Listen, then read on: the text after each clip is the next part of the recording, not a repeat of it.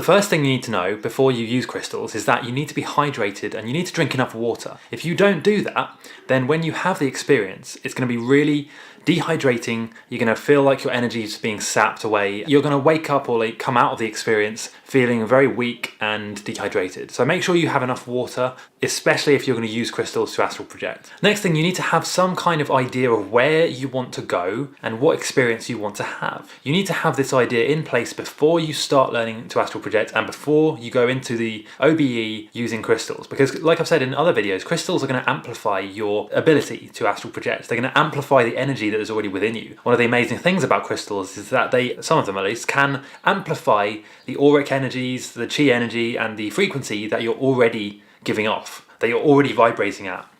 So the crystal will amplify that. So if you have some kind of idea of where you want to go and what you want to do, the crystals are going to amplify that. But you need to have the idea before you go into the OBE. Number 3, you need to make sure that your energy level, your energy field, is clean and purified. Okay, now in particular with using crystals, you need to clean the crystals and sort of rid them of the negative energy that they might have been given by whoever gave the crystals to you, whoever sold them to you, or wherever you bought them from online. They can imprint their negative energy on the crystals, and that's going to make the energy go or become part of your energy field. They kind of absorb energies and frequencies. That's kind of what they do, as well as give them off as well in the form of frequencies. So you need to make sure they're clean. Very simple way of doing that, just run them under cold water for about a minute or so. You can also put them in salt water for a few hours or leave them under the moonlight. Number 4, you need to have a mantra or an affirmation or a kind of chant ready to use. You can use affirmations, you can use mantras, but it helps to just focus on one singular point, one thing you want to do, or one place you want to go in astral projection, in the astral plane. Have that in mind before you do it,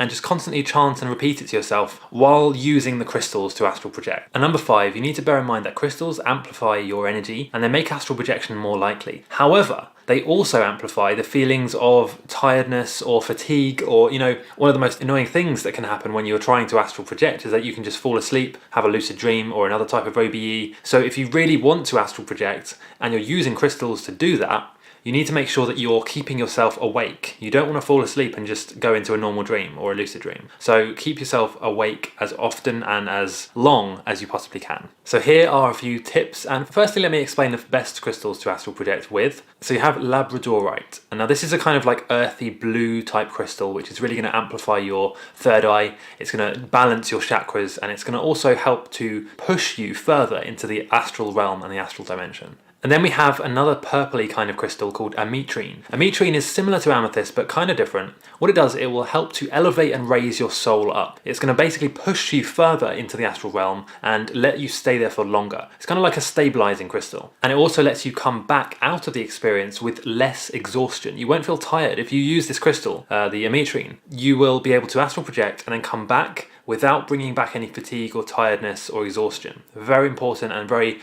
useful to know. And then we have quartz, or in particular phantom quartz. Now this is kind of like a clear crystal, white colour, but what this will do is this will really open up your third eye and help you to see and experience more during the OBE. And this can also be used for meditation, as can many crystals. So what you could do for this particular one is you can meditate either laying down with the crystal on your forehead or just holding it in both of your hands in your lap at the same time as meditating, and you'll really feel the effect of that amplifying your meditation practice and making you more in tune with that base reality, that base awareness that you would get through meditation. And then finally I want to end with tourmaline. Now black tourmaline is kind of a bit of an ambiguous crystal. It's sometimes referred to as a stone, but it is technically a crystal for intensive purposes. And the reason that you would want to use tourmaline when you astral project, or at least have one nearby, at least be having one in your pocket or, you know, on you in some way, is that it provides protection, not just from EMFs, electromagnetic frequencies and electromagnetic waves, but also from negative, evil, demonic and malicious entities in the astral realm. Very important thing to have. It's kind of like your shield from these entities and energies when you're astral projecting. And so actually I would advise, if you have to just get one thing, one crystal, I would advise it to be tourmaline, because that way you'll be protected, not just from EMFs, but from astral, entities as well. And it can help you to just raise your positive energies in general. So one thing I did want to share with you just very quickly is that I happen to have this, which is a black tourmaline disc. And this one in particular is to help me shield myself from EMFs and 5G and all kinds of dangerous radiation and frequencies in that way. And so I literally just hold this sometimes, you know, if I'm meditating, I'll hold it. If I'm just walking around, I'll just have it in my pocket. It helps to just have it in the same pocket as your phone, although your phone should be on airplane mode when you're not using it anyway. And it's also good for astral projection to just have this nearby.